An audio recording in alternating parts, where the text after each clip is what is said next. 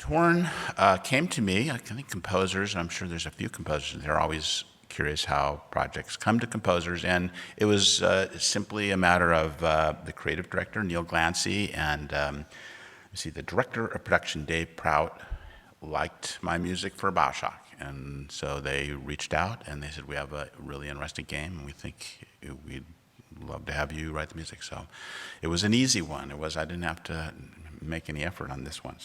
But it turned out to be a really cool opportunity. I think every composer, to some extent, at some point in your career, you kind of get known for writing a certain type of music. And I think probably I'm best known for BioShock and Shadow of Mordor, Shadow of War, and they're pretty dark and scary scores. So in this game, I got a chance to write some really pretty music, which is really, really cool. And the music serves a number of purposes. Besides just sort of setting the mood, they wanted a sense of nostalgia, poignancy, sadness, and memory. Memory is the core of what this game is about. It's about restored memory, and it's a game. Aspyr Media produced it, developed it, and a small team of about 20 individuals made the game in Austin, Texas. Went down there and met the team. Really cool group of people, and they describe it as a dark science fiction mystery inspired by the Twilight Zone and Black Mirror. And another aspect of what the music serves as a sort of a red herring. It kind of throws you off. And by the way, a spoiler alert. If you want to play this game, I'm going to spoil the end for you. So sorry about that. You play a woman. Your character is a young woman, and you're exploring a mansion that has been abandoned for 64 years, okay? And the mansion was owned and lived in by a couple, a pair of scientists, Talbot and Rena. And apparently they developed this technology within the fiction of the game that was so spectacular and so interesting and so valuable that the government wanted this technology. And so in order to, they felt the technology was too dangerous for anybody to control it because it permitted you to sort of go to parallel universes and mess with time.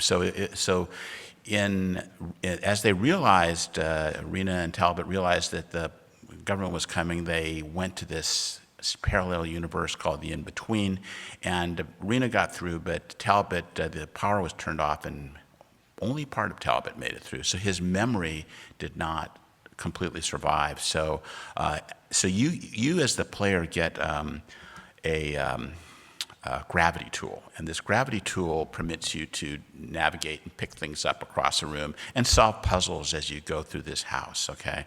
And part of what you do is you're helping to restore the Talbot. You see these little balls of light sort of like moving around, and as you gather them, they are parts of the memory of Talbot, and as you provide them to him, he leads you to go to the In-Between, and you meet him sort of in you don't never see him as a human being. You see this sort of brain kind of thing, but it talks, and as you restore his memory, he tells you clues on how this game unfolds. So I think I've told you most of this stuff.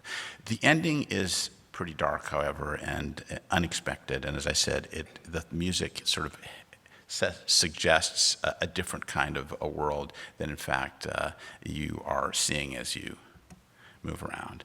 I thought I'd just talk about the process of scoring it. There was 35. I was hired to write 35 minutes of music, or I wrote 35 minutes of music.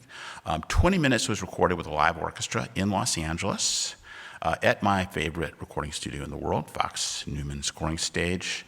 38 players, 34 strings, 3 woodwinds, and a harp. I had a vocalist do some overdubs. Tori Letzler, did some really cool singing. And the soundtrack was released commercially on Perez Sarabande Records, so I was really happy about that. There is some percussion that is all samples, and we did reinforce when we mixed the the music. We did reinforce some of the strings with some samples, just to make it, just because it felt when it felt good. But I would say this score is 80+% with just the orchestra. I had a fabulous orchestra. It was done within the AFM. I called John Acosta, Local 47, and I said, I want to make this happen. And he put a deal together that really made it possible to do it at a discounted rate too. I think paid 85% of the typical rate, and so and my orchestra was fabulous. The players in LA really do want to work. I had 4 concert masters in my violin section. One, Belinda Broughton, is my regular concert master, but I had a fabulous section. So it was really great experience.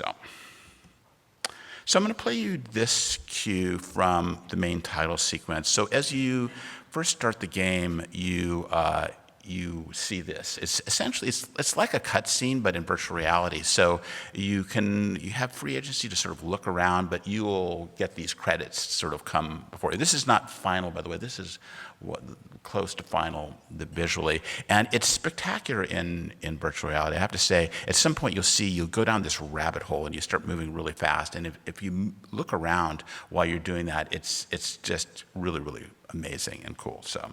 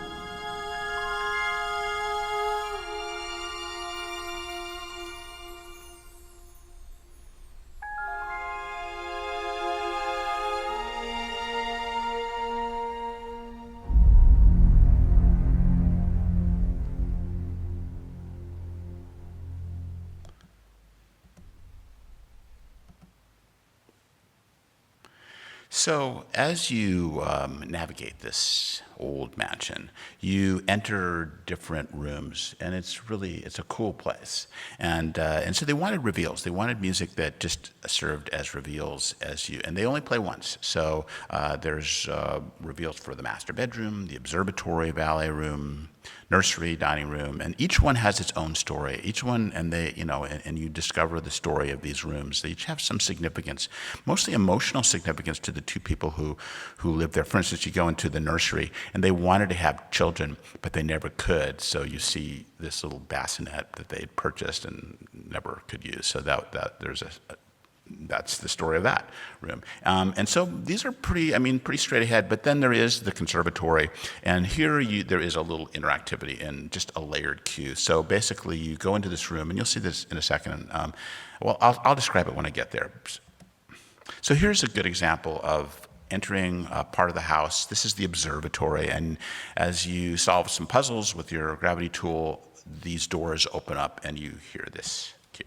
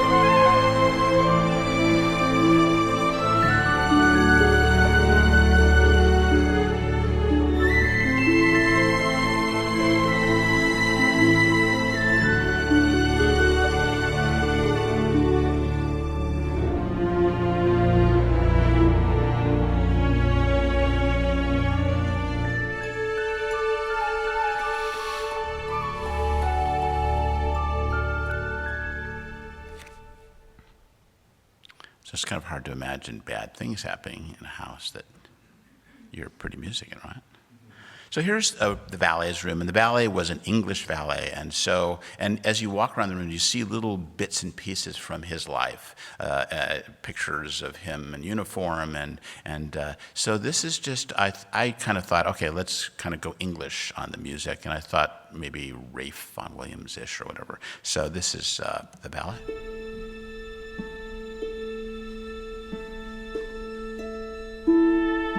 To call the sound out so you can hear the music.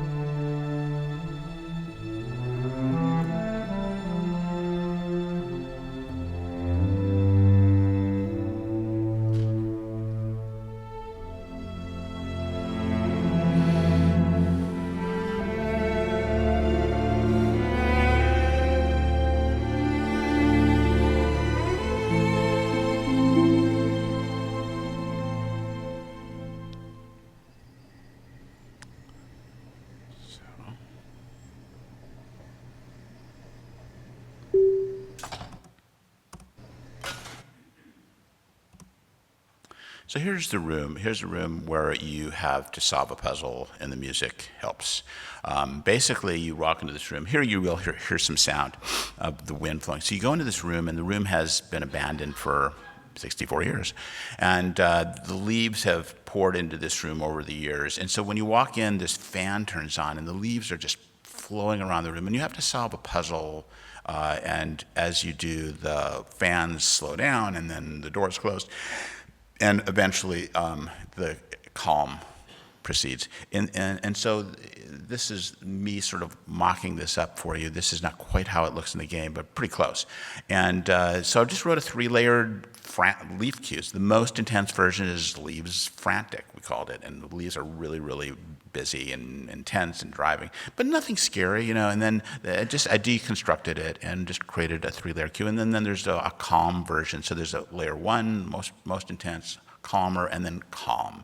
And so that pretty simple. And then there's a little tail that ends the cue when necessary. So here's what this looks like. I'm gonna jump ahead because it's a bit of a long cue.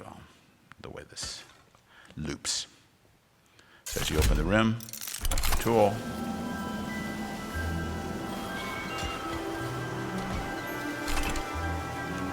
Again, this sense of nostalgia and memory with the music.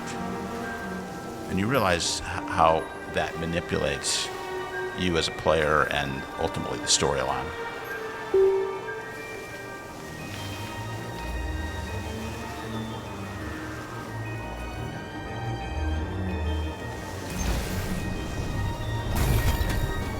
So I'll just go ahead with it. So this would be another layer where you're solving the puzzles.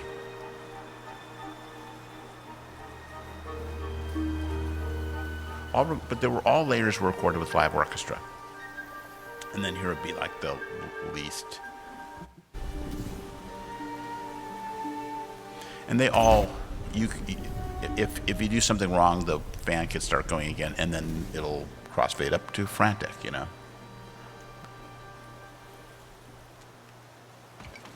All right.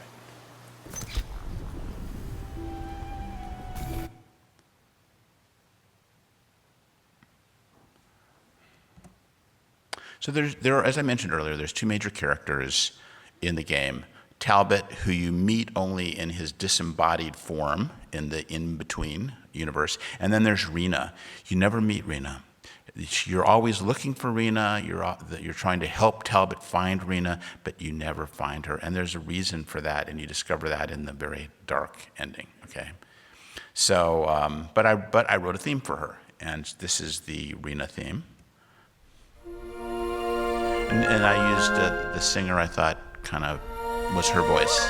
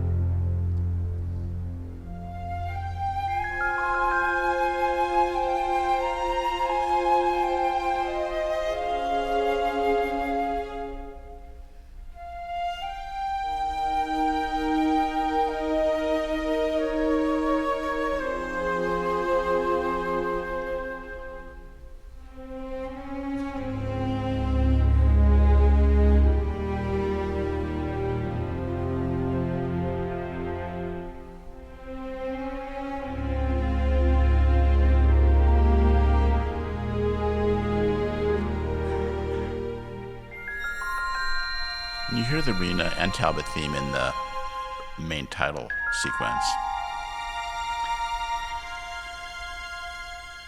This was the most cinematic game I've ever scored.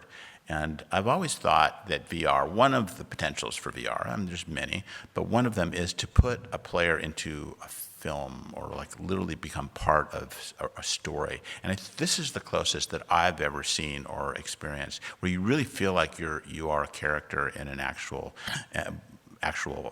film or whatever, and yet you have control. So I really love that. So. All right, so here's the Talbot character, and I'm going to skip ahead. This is a little long, so I'll move it along. But this is what the in-between universe looks like. Sort of ocean.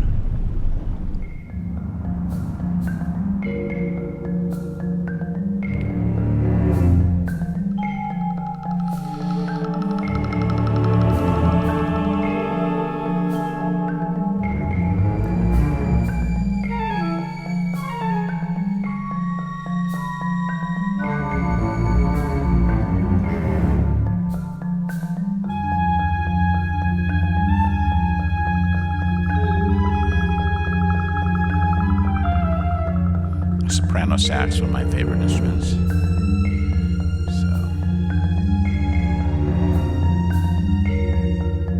So I'll just go to the end. The end sort of has sort of a little poignant moment at the end. And then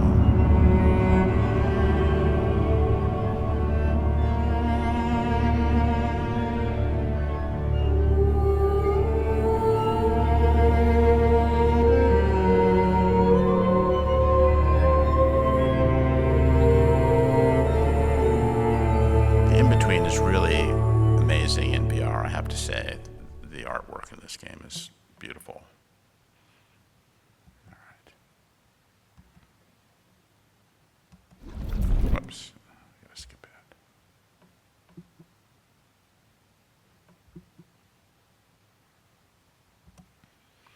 All right. So a lot happens, but this is a half-hour talk, so can't tell you everything. You'll have to play the game.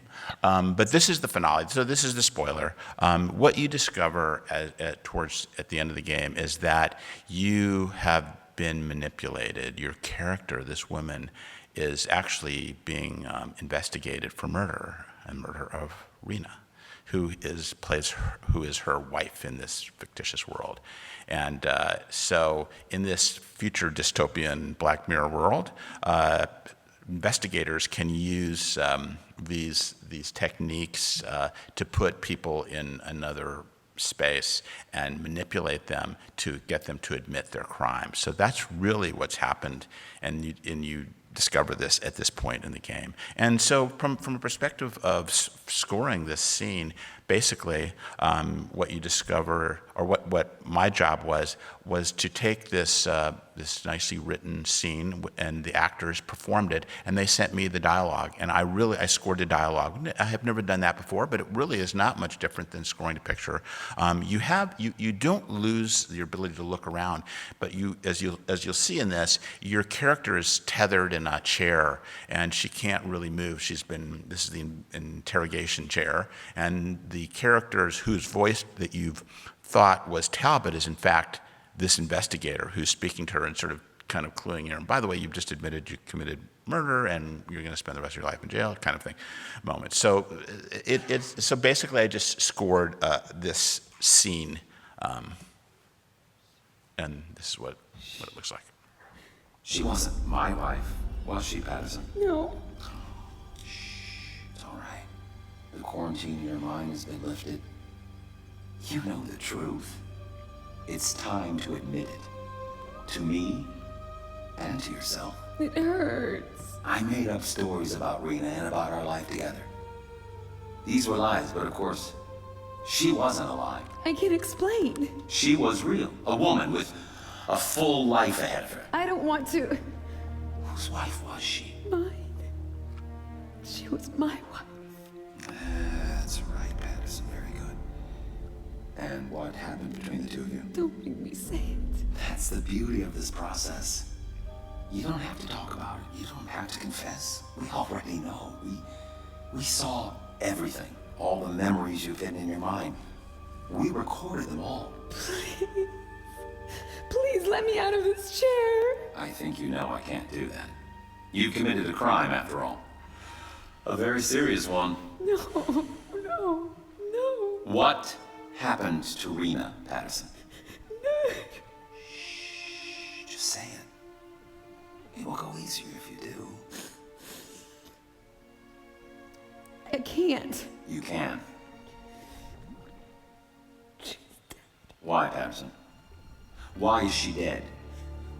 Because of me. Exactly. But I can explain. You already have, in full. But it was an accident. It wasn't supposed to go that way. But it did go that way. You'd been drinking. Your motorcycle crashed. She died. It's a short story, isn't it? The kind of thing that happens every day. I screwed up. I know. But you tried to hide the body. Run away from what you'd done. If you had just told the truth, you could have spared her parents so much anguish. And you'd probably receive some mercy from the courts. Please. Please, you don't understand. But you didn't tell the truth. You tried to hide.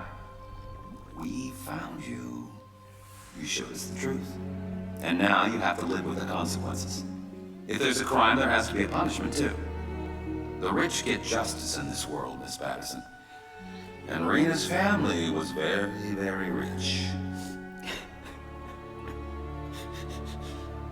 You'll be in the hospital at first. You'll need time to recover from the procedures. They were quite invasive. Once you're back to full health, we can proceed to the sentencing phase.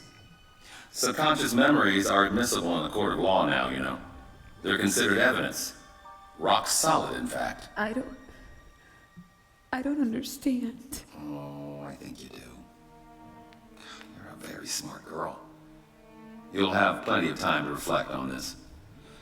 And Patterson, truly, thank you. I couldn't have done this work without you.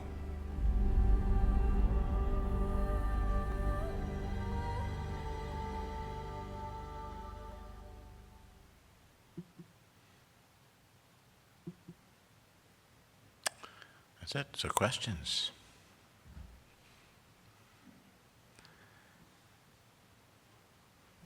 Marty O'Donnell. Was it all, you might have said this correctly, was everything all music stereo? Yeah, the music the score is all stereo. The question was the music stereo? Yes, we decided, we didn't want the oboe flying around your head. And so it's always in a stereo field in front of you. There is some source music, like there's an old, record player, and when it plays, it's in the right place. So if you turn your back to it, it's behind you. If you're looking at it, it's in front of you. If you lie down, it's over you, So yeah, so any kind of in-game source music, but not the score. Just at least I couldn't think of any reason to have something spinning around you, or coming from your feet,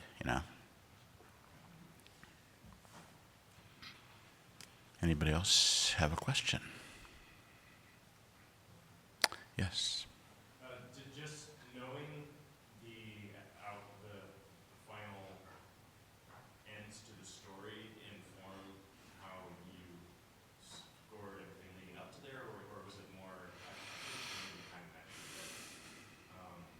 maybe the music was intended to be a little misleading so that you didn't know where it was ending? Yes, the question is whether the ending informed me as far as the music.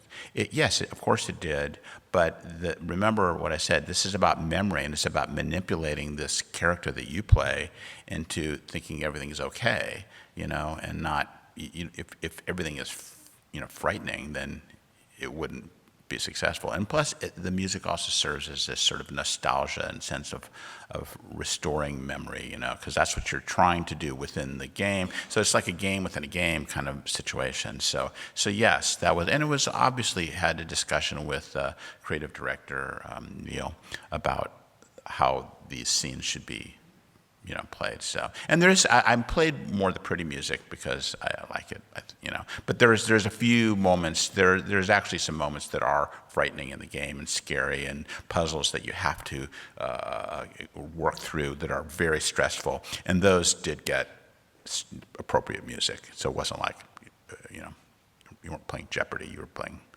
serious, So yeah, Mikolai.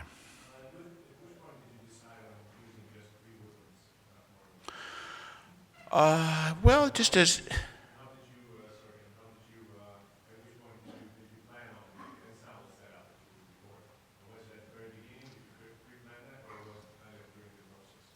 Well, whenever I start working on a game, I don't really know ahead of time what the orchestra will be because I have to sort of find it. You know what I mean? I just have to figure it out.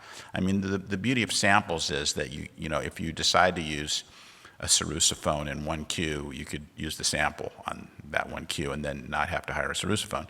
But in this instance, I just seemed, I didn't have an unlimited budget. I had 4 hours with the orchestra, and I knew, but recording in LA is not cheap. So it was, the economy of it. But the three woodwinds made sense because woodwinds, to me, and they just have such a lovely melodic character, obviously, and a sense of nostalgia. So I had oboe. Sarah Andon played flute, and only flute, and then I'm blinking on his name right now, but the multi sort of instrument guy played flute, soprano sax, and it's been a while. Yeah, and he also played bass clarinet. So he's the kind of like he was a doubler. And then I had an oboist, someone a woman played oboe, just oboe. So that was it. So there was one person who sort of like went from instrument to instrument, but it just felt right. And as I was, you always you have to make decisions, and I decided not to record live percussion, because didn't make sense. The percussion felt good enough. Samples are pretty good for percussion in general. So, yes. I love the sound of the celesta too. And so, as you were listening to what you recorded, what made you decide to add the celesta too? Because it works so well with like little sparkly lightnings. Right, I think it was the sparkliness quality of the celesta. I love the celesta; it's a great instrument. But I think that was part of just adding some sparkle to the. Now, there's a little bit of piano as well, and some of the cues that you didn't hear, but that was all samples. So yeah, the celesta was part of the. The process is you do a mock-up, you get the mock-up approved, and then you orchestrate it, and so the celesta was just fine. The sampled celesta sounded great, and when that got mixed in the final mix process. So hybrid sort of orchestration. So I think we're out of time. So thank you for coming.